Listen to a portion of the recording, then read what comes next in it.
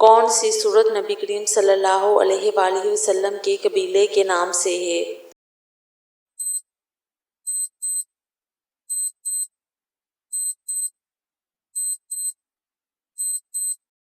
سورت قریش۔ سب سے پہلے کس نبی کی قوم پر اللہ تعالیٰ کا عذاب آیا تھا؟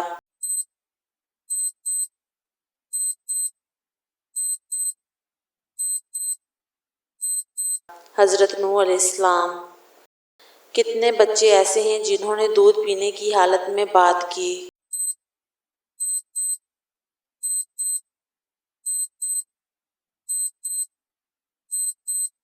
چار۔ حضرت خالد بن ولید رضی اللہ عنہ نے کب اسلام قبول کیا؟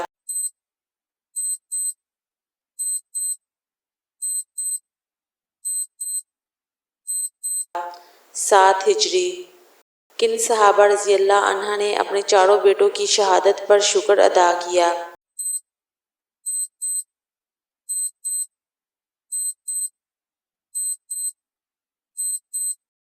حضرت خنسا رضی اللہ عنہ۔ کون سی نماز کے لیے کعبے کی طرف منہ کرنا شرط نہیں؟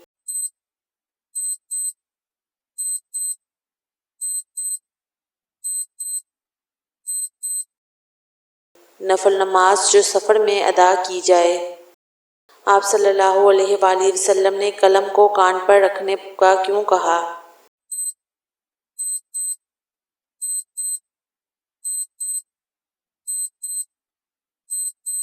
نبی کریم صلی اللہ علیہ وآلہ وسلم نے کتب لکھنے والے سے ارشاد فرمایا، قلم پین کو اپنے کان پر رکھو، یہ عمل لکھنے والے کو بھولا ہوا مضمون یاد دلانے والا ہے۔ شرح حدیث: اگر کتب قلم کو کان سے لگائے رکھے وہ اس سے مقصد یاد رہے گا جو اس نے لکھنا ہے، بہتر یہ ہے کہ قلم دائیں کان پر رکھے۔ اللہ نے ہر چیز میں کوئی تاثیر رکھی ہے، قلم کان پر لگانے کی یہ مقصد ہے کہ اس سے مضمون یاد رہے۔ عورت کس جگہ پر بغیر محرم کے نہیں جا سکتی؟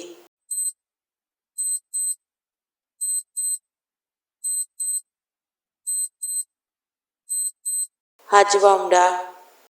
مکہ مکرمہ کی پہلی مسجد کس خلیفہ کے گھر کے صحن میں تھی؟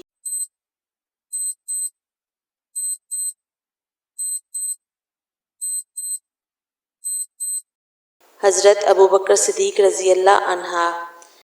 سیدنا ابوبکر صدیق رضی اللہ عنہ نے اپنے گھر کے صحن میں ایک مسجد بنا رکھی تھی جس میں وہ نماز پڑھتے تھے اور پرسرور لہجے میں قرآن پاک کی تلاوت کیا کرتے تھے۔ مشرکین مکہ کی عورتیں، بچے ان کی تلاوت کی آواز سن کر ان کے گرد جمع ہو جاتے، بڑے غور اور توجہ سے قرآن سنتے تھے۔ قریش نے جب یہ معاملہ دیکھا تو انہیں فکر لاحق ہوئی کہ کہیں ان کی عورتیں اور بچے ابوبکر صدیق رضی اللہ عنہ کی تلاوت سن کر اسلام قبول نہ کر لیں۔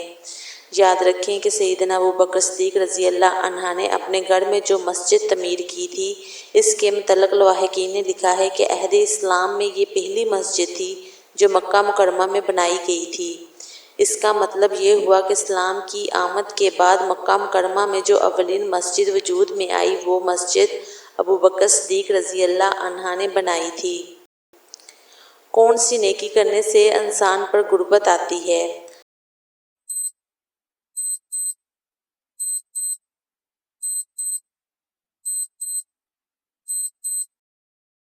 آپ صلی اللہ علیہ وآلہ وسلم سے محبت کرنا۔ ایک مرتبہ آپ صلی اللہ علیہ وآلہ وسلم کو سخت فاقے کی نوبت آ گئی۔ حضرت علی رضی اللہ عنہ کو معلوم ہوا تو کام کی تلاش میں نکلے تاکہ کھانے کا انتظام کر سکیں۔ ایک یہودی کے ہاں باغ میں پانی کے ڈول نکالنے کا کام مل گیا۔ آپ رضی اللہ عنہ نے 70 ڈول نکالے، ہر ڈول کے بدلے کھجور طے تھی۔ یہودی نے تمام اقسام کی کھجوریں سامنے ڈھیر کر دی تاکہ اپنی پسند کی کھجوریں لے سکیں۔ آپ رضی اللہ عنہ نے 70 اجوا کھجور لی اور خدمت اقدس صلی اللہ علیہ وآلہ وسلم میں پیش کر دی۔ آپ صلی اللہ علیہ وآلہ وسلم نے فرمایا، اے ابو الحسن رضی اللہ عنہ، یہ کھجوریں کہاں سے ملی؟ حضرت علی رضی اللہ عنہ نے عرض کیا، اے اللہ کے رسول، مجھے آپ صلی اللہ علیہ وآلہ وسلم کے فاقے کی خبر ملی تو میں کام کی تلاش میں نکلا تاکہ کھانے کی کوئی چیز حاصل کر سکوں۔ آپ صلی اللہ علیہ وآلہ وسلم نے فرمایا کیا تم نے اللہ اور اس کے رسول کی محبت میں ایسا کیا؟ عرض کیا جی ہاں۔ آپ صلی اللہ علیہ وآلہ وسلم نے ارشاد فرمایا جو بھی اللہ اور اس کے رسول سے محبت کرتا ہے وہ فقیر و فاقہ اس کی طرف اس سے بھی زیادہ تیزی سے آتا ہے جتنی تیزی سے پانی کا ریلا اس کی طرف آتا ہے۔ لہٰذا جو اللہ اور اس کے رسول صلی اللہ علیہ وآلہ وسلم سے محبت کرتا ہے اسے چاہیے کہ وہ بلا اور آزمائش کے لیے تیار رہے۔ آپ صلی اللہ علیہ وآلہ وسلم نے مردوں کو رات کے وقت دفن کرنے سے کیوں منع فرمایا؟ رسول اللہ صلی اللہ علیہ وآلہ وسلم نے فرمایا اپنے مرنے والوں کو رات میں دفن نہ کرو کہ تم اس کے لیے مجبور کر دیے جاؤ۔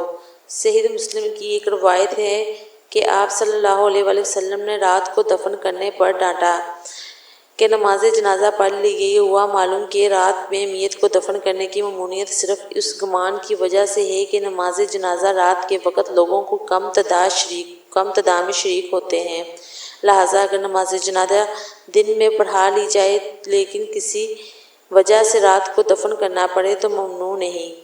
حضرت ابن عباس رضی اللہ عنہ نے نبی کریم صلی اللہ علیہ وآلہ وسلم نے ایک آدمی کو آپ صلی اللہ علیہ وسلم نے رات کے وقت قبر میں داخل کیا۔ حضرت ابوبکر صدیق رضی اللہ عنہ اور حضرت فاطمہ رضی اللہ عنہ کو بھی رات کے وقت دفن کیا گیا تھا۔ محترم ناظرین، اگر ویڈیو اچھی لگے تو لائک شیئر لازمی کریں اور اس طرح کے اسلامک سوالات کی ویڈیو دیکھنے کے لیے ہمارے چینل کو سبسکرائب کریں اور بیل آئیکن کا بٹن دبانا نہ بھولیں۔ شکریہ۔